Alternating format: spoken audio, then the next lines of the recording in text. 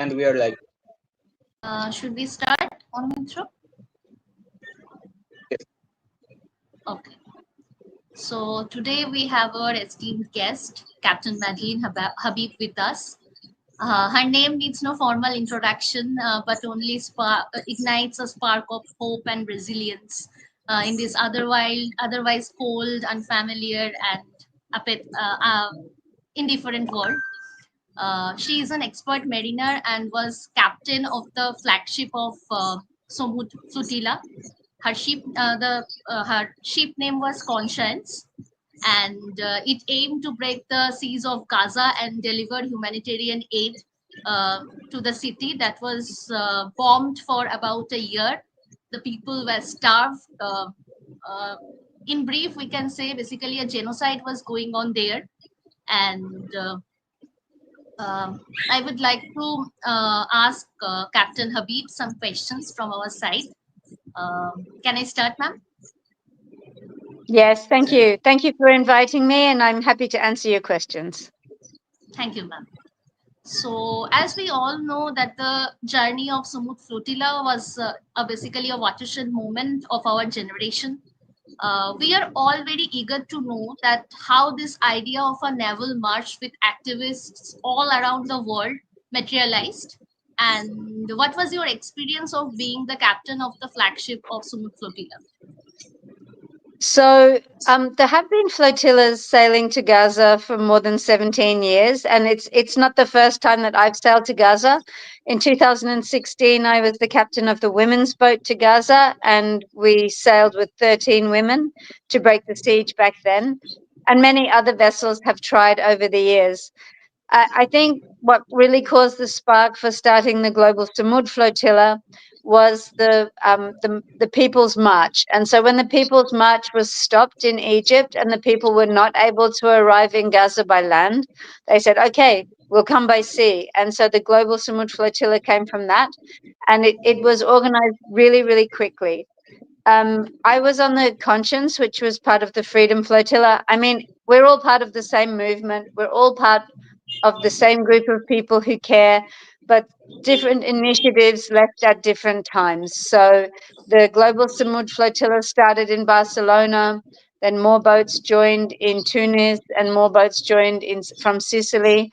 I was involved in the organization in Tunis, and then the second wave came with me on board the Conscience, and we left from Italy with 92 people on board. So we were the largest ship in the flotilla, and we had people from 25 different countries on board.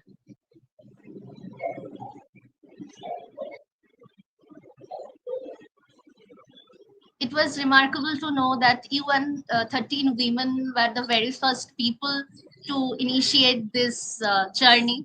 Like, it's very inspiring for women like us, women who are often subjugated in this part of the world. So I would like to know, what was your experience on board? So are you talking about the women's boat to Gaza in 2016 or in this flotilla this year? Ma'am, I would like to know both of the experiences. Okay, so the women's boat to Gaza was a beautiful initiative. We had women from lots of different countries with very different backgrounds. We had a Malaysian doctor on board who I also sailed with on board the Conscience. So I've sailed with Dr. Fauzia twice. She's a wonderful doctor, and we sailed together on both occasions. We had a Nobel Peace Prize winner on board, Mairead Maguire from Ireland. So we sailed from port to port. So we started in 2016 with the women's boat in Barcelona. Then we sailed to Corsica. Then we sailed to Sicily. And then we had the last bit between Sicily and Gaza with a very strong team on board. And it was a great experience to be 13 women, no men involved, able to take care of everything by ourselves and to challenge the siege of Gaza. So that was an inspiring moment for us and for women around the world, and also for the women of Gaza, the women and children of Gaza who we were sailing for, so that they knew that women of the world really supported the people of Gaza. This time we were about 50-50 men and women on board the conscience.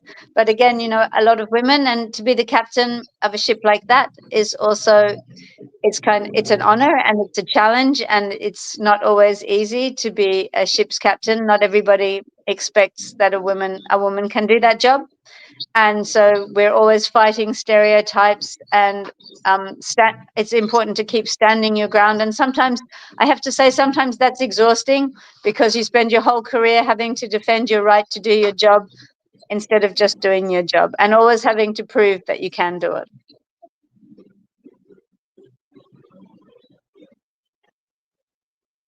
Well, smashing patriarchy, that's very inspiring. We all aim. So, as you were continuing your journey, we all were very eagerly looking at you. We were tracking your ship's movement. We also saw some videos where we saw that the activists on Sumud Flotilla, they had to undergo a non-violence training to maintain their calm in the presence of the aggressive behavior by IDF. And as we all know, like the IDF people were very violent towards you. Like we also saw some video that they treated you in the most inhuman way possible. Like they made Greta leak the Israeli flag. You guys were denied food, water, or even very emergency medicines, and all of this. How did you able to practically keep your calm in front of a rabid force like IDF? So, well, the first point that you made about the non-violence training is really, really important. And, India has a very strong and powerful history of non-violent direct action. And Gandhi was, of course, one of the greatest leaders in that movement. And we all had to undergo training. Even though I've done it many times, I certainly went through the training again. And it's really important, not only that you have the training for yourself as an individual, but you know how you're going to respond as a team, and that all the team should respond in the same way, and that you all have the same understanding of the risks that you face, the actions that you're going to take, how you're going to respond. And when everybody's acting together and you're in solidarity, it does give you a lot of confidence. And also to know that the whole world is watching means that we can be a lot more confident and feel much safer than if we were Palestinian prisoners, because we know that thousands of Palestinians have been abducted and are being held prisoners without fair trial, and some of them without any reason. A lot of people have been abducted since October 7, 2023. And what those people face is way worse than what we faced. And definitely there was inhumane treatment. It was an unpleasant experience. We were not treated with respect. And we should never have been taken into custody anyway, because we didn't do anything illegal. They came on board our ship in international waters. It was an act of piracy. They seized our ship, they took us hostage, and they took us to Israel. It was never our intention to go to Israel, and we had done nothing wrong. So they are the ones who broke the law. So the fact that they were berating us and humiliating us and denying us our privileges, of course, is all completely illegal. And I think that we acted very well as a team, and that we stuck by each other and we showed solidarity, and that's how we got through those difficult times. So, like when IDF soldiers were ordering you guys to reroute the 8 ships, will you say that standing with the right cause give you enough strength to stand up to one of the most feared armies of the world? Well, we can only stand up to them to a certain extent. I mean, they did come on board our ship and they did take control of our ship. And obviously, we didn't physically fight them because we're non-violent activists. So you can stand up and you can say, I don't want you to take control of our vessel. We're not doing anything wrong. We're delivering aid to the people of Gaza. You don't have the right to do this. But when somebody's pushing a gun at you and shouting and forcing you to move away from the controls of the ship, of course you have to do it, because you're at risk of being shot. And that's the reality. So we only exercise our non-violent training to a certain point, and then we work together as a team to be peaceful, to sit together, to support each other, and to make sure that the situation doesn't escalate. No, I must say that sloganeering from river to the sea, Palestine will be free in front of the soldiers, in front of guns. That's a very braveful thing. It's a very brave Um, thing, and it requires a lot of nerve, I must say. yeah, and that's only done up to a certain point. If it's really going to get you in a physical harm, then obviously any kind of chanting is always stopped.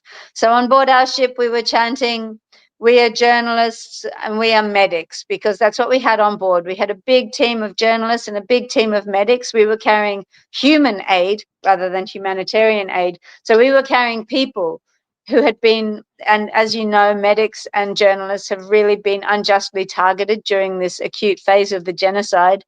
And so it was humans that we were carrying, journalists and medics from around the world to support the people of Gaza. And so we were chanting, "We are medics, we are journalists, we are civilians." And, they can't deny that. That's exactly who we are. But when they eventually told us to shut up, we did shut up for our own safety, for our collective safety. So, like after the abduction of the activists, IDF and Israeli officials have claimed and also have circulated some videos saying that there was no aid on the flotilla. So, do you guys have any idea like what happened to the aid, or like did they destroy it? Well, honestly, we don't even know what happened to the boats.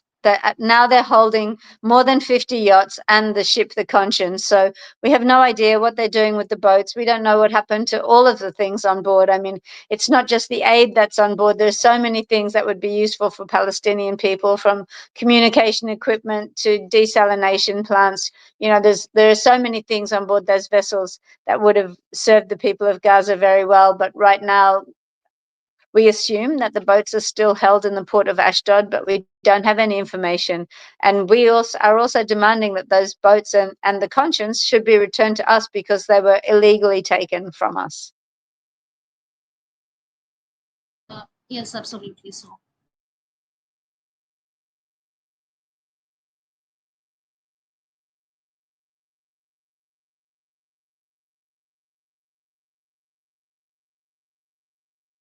Sunima, Hello, ma'am. Yeah. I'm so glad you're here with us. I also have a few questions for you. My first question to you is: after the enactment of the ceasefire agreement and hostage exchange, Israel has once again restricted the borders of Gaza. They're even monitoring the aid being transported to Gaza. They're not allowing more than 173 to 300 trucks per day, which is half of the agreed upon 600. Please tell us about your risks of transporting aid through the ocean and what the Israeli government is doing to hinder it. I mean, how can they possibly stop ships from entering international waters as well? Well, they have absolutely no right to stop us in international waters, and they have no right to stop anybody from entering Palestinian waters either. But they've created a blockade around Palestine, and they have taken control of those waters, which is, of course, entirely illegal, denying Palestinians access to the sea. They've also destroyed all the port facilities there, so even when when we can arrive in Gaza, it will be very difficult to distribute the aid because the port facilities don't exist. There's not proper docks with cranes and access for warehouses and everything. All of that has been destroyed. So it does make sense that the land borders should be used, but it also makes sense that Palestinians have access to the sea, and we will keep pushing for a sea corridor for Palestinian people for as long as we need to. And there will be more flotillas if more flotillas are needed. Certainly at least 600 trucks. I mean, 600 trucks, it's such a tiny amount for the population and the situation that they're in. They should definitely be crossing the border every day, and Israel should not be controlling those border crossings. The Palestinian people have the right to self-determination, and this ceasefire, it's a very fragile thing. It's definitely not the end of the war, and it doesn't mean freedom for Palestinian people. And the 20-point plan doesn't even include Palestinians being acknowledged as the creators of the new future for Palestine. It's putting that in someone else's hands in this transitional government um, in the hands of a transitional government over which the Palestinians have no control. And it's the very people who destroyed their country are now given the reins to rebuild the country. I mean, how could you possibly trust the people who have bombed you to pieces and who have financed the bombing of your country? As we know that the transitional government is basically will be controlled by US and other major political forces. Basically, the party responsible for bombing Gaza, starving their people, almost creating a genocide. So obviously, we can trust those people in process. But as of now, what steps, like as you told us that 600 trucks are allowed to pass, but as we have known that only maximum 300 trucks are getting permitted to cross the border. So, what do you think that the steps our Israeli government is taking against the whole process as of now? Well, I just don't think that we can trust those forces, and we shouldn't trust them. And they're already not upholding their end of the agreement because they're not allowing the aid in that they promised to let in. So I think that the world needs to keep all eyes on Gaza. We need to keep pushing for Palestine to be the architect of their own future and not for it to be in the hands of the forces of destruction that brought this country practically to its knees, that reduced it to rubble, that have created a genocide, that have created a famine. These are not just possibly or maybe, that's actually the situation. There is famine in Gaza, and they are guilty of a genocide. So these people should not be responsible for rebuilding. They can pay for it, but it should be Palestine that has the right to rebuild the country in the way that they want it rebuilt. The right of Palestinian peoples of self-determination is just being butchered away by all these things. Absolutely. It's a genocide repackaged as a real estate deal. Yes, I agree with you, especially the way one certain president is making claims of building resorts. Yeah, that's just so offensive that he would even say that he would consider that videos have been made about it. It's just such an insult to humanity, and he should be ashamed of himself. Yes, but yes, we all know how shameless he can be. Yeah, it's true. So let's move a bit about public conscience, because after the October 7 attack happened, the mainstream media basically sponsored Israel's narrative that they were attacking Gaza on the pretext of ending terrorism, and they ignored everything like genocide, forced evacuation, starvation, all of the acts that were going on Palestinian soils from 1948. And obviously, that didn't only start on October 7th. Even they circulated so many fake news and demarcated any opposing voice as anti-Semitic. So, as you guys were also forced to watch these lies in Israeli prison. So, how did you guys deal with all these false things, blatant lies? Well, I think it's really important to fact check all of your sources of information, and mainstream media is all, and all media has a certain agenda. So I think it is really important to think, where does this information come from? Do I trust it? What is their agenda? What is it that they want me to believe? And choose your news sources wisely and cross check your news sources. And when you know that it's a blatant lie, I think it's actually easier to close your eyes to it. Yes, in jail there was just like a constant video of the October 7 attacks, and there was a huge poster of Gaza completely in rubble and a sign underneath it that said the new Gaza. That was in our exercise area. So really offensive to us, but I could just imagine how that would be for Palestinian people who are also held in detention there. That must be absolutely heartbreaking, spirit crushing. For us, we do have access to other media, and we are able to choose our news sources and our information sources. And so it's just important to educate other people to question where the information is coming from, and not to just swallow it, but to actually chew it and taste it and see where that story is coming from and whether it does make sense. And to see I mean, you couldn't see the footage of Gaza and not think that this was a very unequal situation and that the people of Gaza are under a genocide. You couldn't see the footage and not think that. As a descendant of in a country where it was occupied under British rule for about 200 years, I can somehow feel that how insulting can it be that your country, your sentiment was nothing to the eyes of the colonizers. So yeah, somehow I can feel it, how humiliating it can be.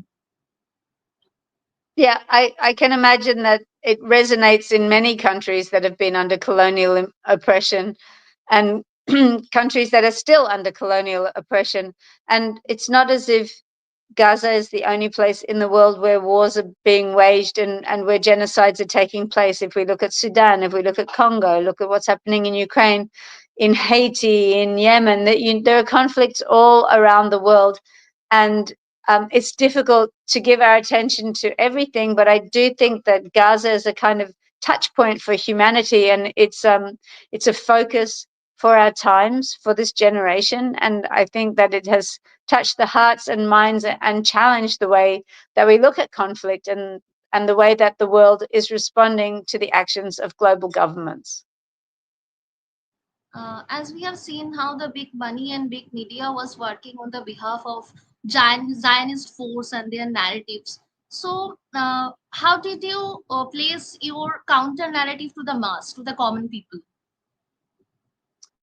Well, I think people took to the streets, and maybe that's also a really big difference in countries like India. And when I was in Jordan as well, briefly, people said, we can't go to the streets. That's what they said. We can't be thousands of people marching in the streets because we don't have that kind of civil liberty. And I think that as Westerners with our privilege in Australia, we can march on the streets and we're not going to be blacklisted. We can go home and have dinner, and it's not going to cause a problem for us if we march for Palestine. Whereas we need to acknowledge that in many other countries, being against the mainstream narrative can really get you in a lot of trouble. It can get you killed. And so in Australia, I think that the mainstream media, well, of course, there are people who are following it, but there are also thousands and thousands of people taking to the streets. And that has been a great counter to the dominant narrative, because there've been such an outpouring of people week after week. Even in country towns, people are standing on the side of the road with their Free Palestine signs. People are chanting. It's something that people see all the time. This is not a hidden war. This is really something that's very present. But I think that could be, I mean, I haven't been in India since the genocide started, but I can imagine that it's much more difficult to protest or to raise your voices or to be publicly pro-Palestinian in a country that it just has less social freedoms. Yes, absolutely. We live under a right-wing rule, so it's difficult for us. But it's just so inspiring, and you are absolutely right that this is perhaps the first word that is televised, that is basically so shamelessly being televised. Yeah. So we have also heard. Go ahead. I would actually like to talk a bit about sustenance here. Even after the ceasefire agreement was enacted, IDF has continued to kill civilians and even reportedly backed the murder of prominent journalist Saleh al-Jafarawi in cold blood. It seems highly probable that these atrocities will continue and in the near future, and Israel will again detain innocent Palestinians, repressing all dissenting voices. What do you think we should do? How, in your opinion, should we sustain this movement? That's a big question. I think we have to keep the Palestinian cause in the spotlight. We have to keep marching. We have to keep talking about it. We have to keep putting out an alternative narrative to the mainstream narrative. we have to show Gaza that we haven't forgotten them, and we just need to carry on and not stop and not think that the ceasefire is the end, because we know that it's not. So I would And like to if ask we you a need more question. flotillas, there are plenty of people who are ready to go. I would like to ask you a question that we have heard that Israel is currently implementing Hannibal Directive, like taking up to any measure to prevent the capture of Israeli soldiers, even if it's like bombing their own people. So, what do you think about it? And when you were there, did you hear or saw something about it? No, I mean, when I was in Israel, I was in captivity, so I was not aware of anything going on around me. We had no access to anything like that.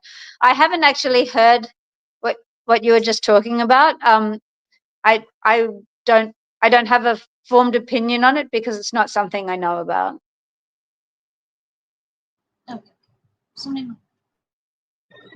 Ma'am, we also saw huge uprisings worldwide in support of the Palestinian people. Since you're from Australia, what was your experience of it? How did you establish a counter narrative when the entire worldwide mainstream media was denying the fact that the genocide was taking place? Well, I think social media has a big part to play, because social media operates outside the bounds of mainstream media, and I think a lot of younger people, in particular, don't look to mainstream media to get their information and their informed voice. And it just it it's been building over 2 years. So I would say in the first year, not so many people were taking to the streets, but we had a huge march in Sydney where thousands and thousands of people took over Sydney Harbour Bridge. And I think that was a real turning point, because nobody could deny that the Australian population was feeling really passionate about this issue and really cared about the Palestinian people. So I think it was a kind of a groundswell movement. And people really acted within their own local communities. So organizations quickly formed in different places, and uh, and people created their own activities, their own regular marches, their own fundraising, and I would call it a true grassroots movement. So, do you think that a tight knit community helps to organize protest in a much more effective way? Sorry, can you say that again? Yes, ma'am. I'm just saying that. Do you think that that a close knit community helps to organize protest in a much more effective way?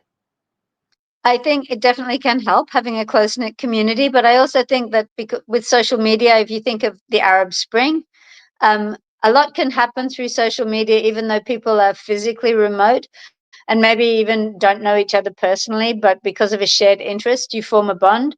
And having this common interest, like caring about the people of Gaza, is strong enough that it generates a close community. And certainly, that's the sense that you have during an action or a protest, is that you are part of a close community that are brought together for a common cause that you all believe in. So it's self-generating close community.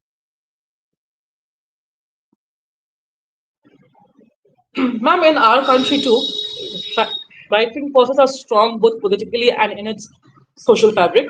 When Palestine was attacked in 2023, we had organized several demonstrations. We had protested in front of McDonald's and Starbucks for their complicity in the genocide. When we flew the Palestinian flags and started sloganing from the river to the sea, Palestine must be free, the mall security came and manhandled us badly, going so far as to tearing off our banners.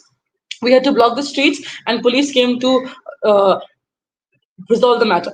We were abused, trolled, and called names on social media. We are witnessing a rise of the global right. How do you propose we Yeah. strengthen and sustain our struggle against this oppression and the daylight robbery of human rights? Of course, it's much more acute in India than we experience in Western countries where we have a lot more liberties. And I applaud you for being so brave as to go to the streets in a place where you know that you could face, strong sanctions from other people and also from the authorities. So that's a very brave action that you did, and thank you for doing that. Um, I think we do need to stand up to the rise of the global right, and we also need to be committed to the principles of nonviolent direct action. It's important to always have the moral upper hand, and as long as you behave in a nonviolent way, you do have the moral upper hand. But also, self-protection is super important because the movement needs every person, and we don't want people to be hurt or victimized. And so sometimes being physically present is a way to challenge things, and sometimes it can be better online or in print medium, or so many ways you can raise your voice without necessarily having to put yourself in physical danger, especially in countries where the civil liberties are limited.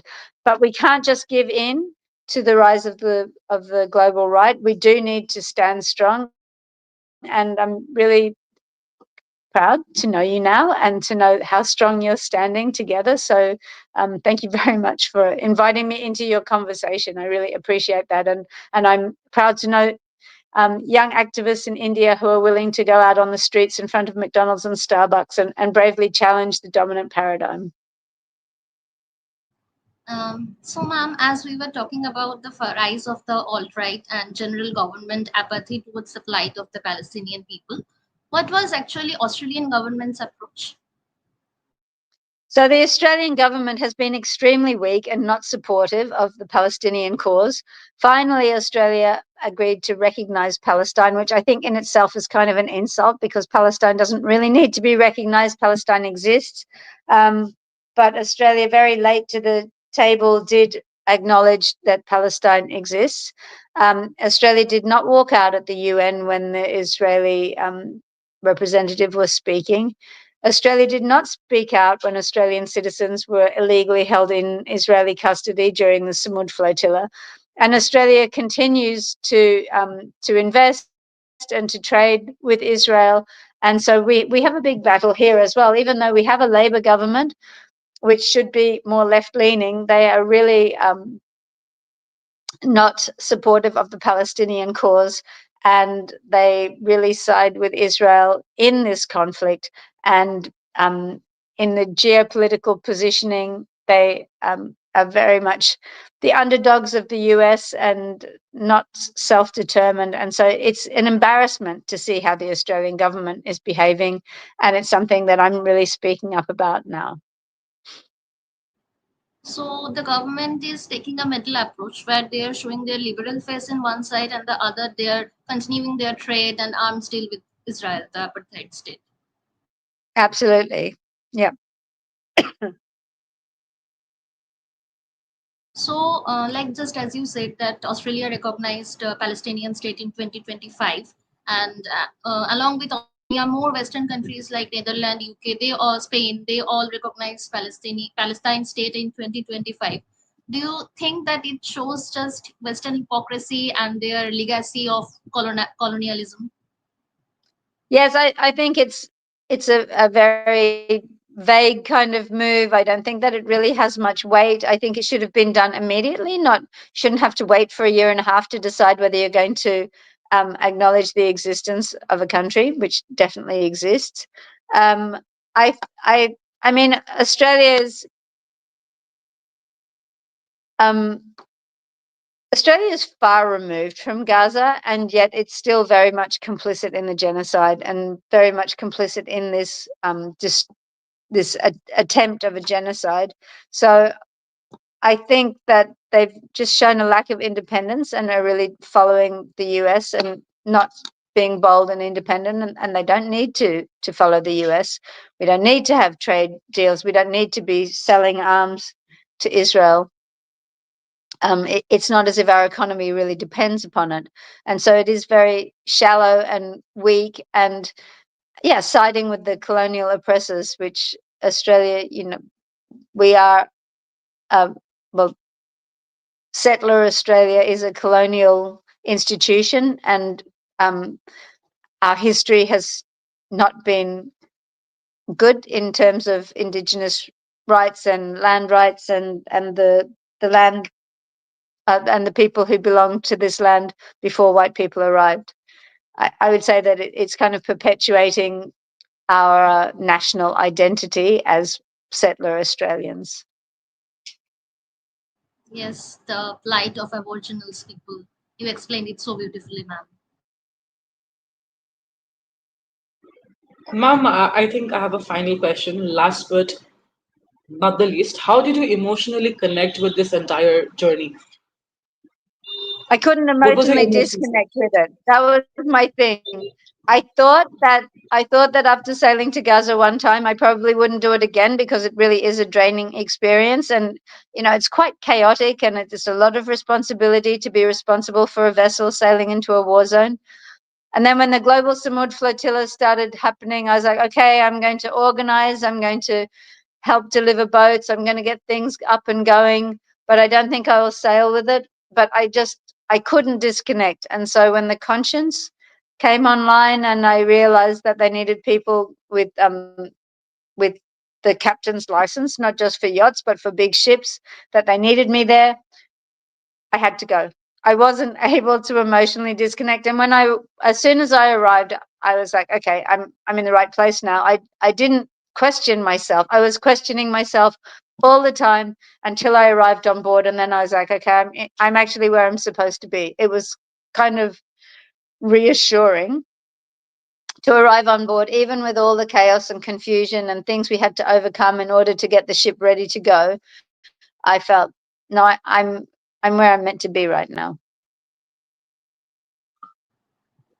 Thank Since you we so were much, ma'am. talking, since we were talking about the global political hierarchy and all, and of course the monopoly of US, because whenever some problem comes in front of US in UN, US always applied their veto power, and they just don't want to do anything concrete. So do you think that UN should change its structure and like they should form a more democratic way to tackle these issues?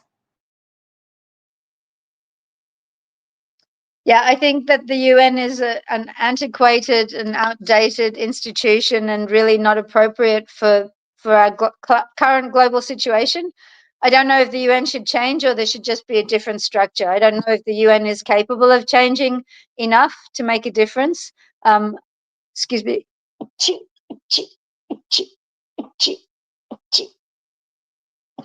Just sneezing, sorry. I have worked within the UN system, and it's such a massive piece of machinery, and it's so cumbersome and slow. Maybe what we need is a disbanding of the UN and something that's more agile and younger and more appropriate for the world today. That's a bit of a radical thought, but it's not a bad thought, I think.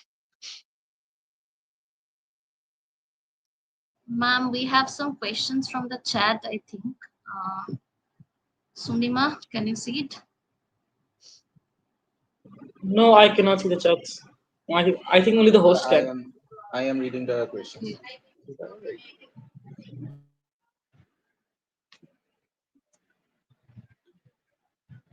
So the first question is, to what extent do you think that Meta is complicit in shaping the general conscience of the public by censoring Palestinian videos and content on social media while pushing the Israeli view? Well, I mean, definitely there's a certain amount of responsibility there. Again, I don't think I'm an expert on this issue, so I can't really answer accurately, but I can say that's why it's so important to fact check, to cross check, to think about your news source, to think about what is the agenda of the news source that I'm reading, and to look for news from different sources and not just be satisfied to keep going back to the same source. So yes, I'm sure that there is a more accurate answer than I can give, but I'm not an expert on the issue. Thank you, ma'am. Our next question is, and this may be the last question. The question is, to what extent is BDS movement actually economically disadvantageous to the corporates that are funding the war? Because an Al Jazeera report suggested that history of BDS is not that much successful. Well, I think BDS can be really effective, but it needs to be massive and it needs to be across the board. And it is really difficult because it's not like 100 years ago when it was really obvious who owned what, and there were fewer, it was less complicated. Now the parent companies are so huge, it's really difficult to know who owns what. And certainly, I think if nations boycotted, divested, and sanctioned, it would make a huge difference. When individuals do it, it can only have a certain amount of power. I think it is a great way for individuals to take power in their own hands, especially if they're not able to go out in the streets. It is a way for an individual to make a stand and to support Palestine. But for it to really have an impact, it needs to be done on the scale of nations. And yes, I do believe it would be effective. It was effective in ending apartheid, and it can be effective in ending this genocide.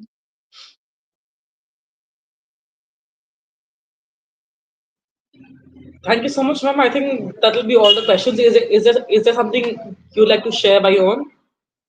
No, I'm really grateful that you invited me for your meeting tonight, and I think it is really important that we do spread this message to every corner of the globe and to let people also feel empowered, and that we're not fighting this fight alone, and we are part of a global community, and it's great to reach out. So thank you very much for inviting me.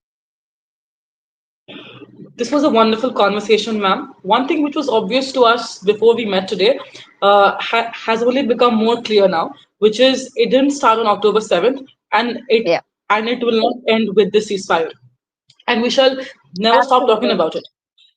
It is really That's sad right.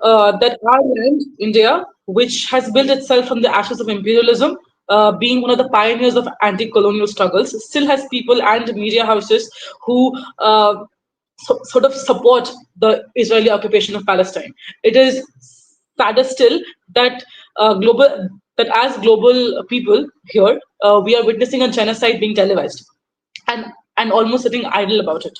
Sumud Flotilla in this moment comes out as an example of humanity and bravery. It reminds us that being complicit is a choice, and Flotilla is refusing to be so.